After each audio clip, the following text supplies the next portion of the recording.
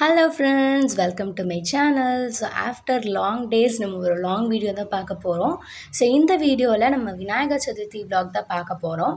ஆக்சுவலாக விநாயகர் சதுர்த்தி அன்னைக்கு நாங்கள் என்னெல்லாம் பண்ணோம் அப்படின்றது தான் இந்த வீடியோவில் பார்க்க போகிறோம். ஸோ வாங்க வீடியோக்குள்ளே போகலாம்.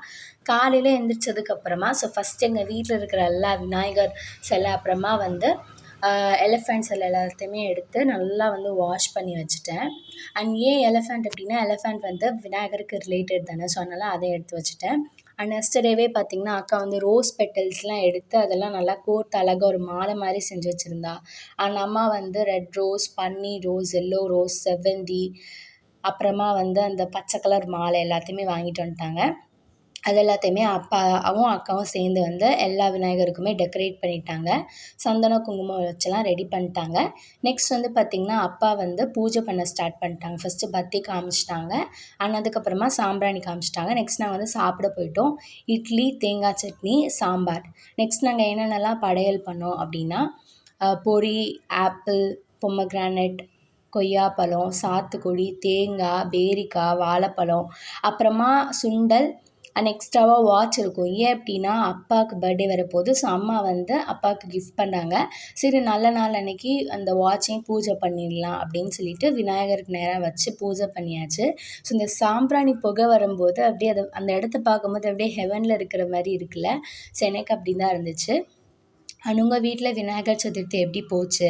அண்ட் நீங்கள் விநாயகருக்கு என்னெல்லாம் படையல் செஞ்சீங்க அப்படின்றது கண்டிப்பாக கமெண்ட்டில் சொல்லுங்கள். அண்ட் அந்த நாள்வே பார்த்திங்கன்னா செம்ம ஜாலியாக போச்சு. அண்ட் நாங்கள் அன்றைக்கி தான் பார்த்திங்கன்னா கோட் மூவி போகலாம் அப்படின்னு டிக்கெட் புக் பண்ணியிருந்தோம் மாட்டுத்தாவணி வெற்றி தேட்டரில். ஸோ அதனால் பார்த்திங்கன்னா, அப்பாவுக்காக சாப்பாடு எடுத்துகிட்டு அப்படியே நாங்கள் கடைக்கு கிளம்பிட்டோம்.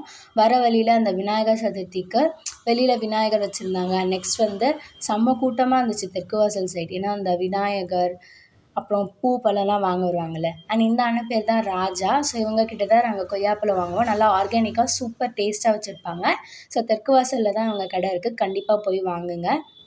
நெக்ஸ்ட்டு கடைக்கு போனதுக்கப்புறமா கொழுக்கட்டை செஞ்சு நாங்கள் கொண்டு போயிட்டோம்.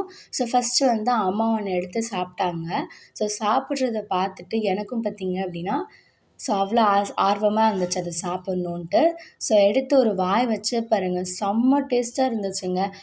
அண்ட் உங்களுக்கு அந்த கொழுக்கட்டை ரெசிபி வேணும் அப்படின்னா கண்டிப்பாக கமெண்ட்டில் கொழுக்கட்டை அப்படின்னு கமெண்ட்டில் சொல்லுங்கள்.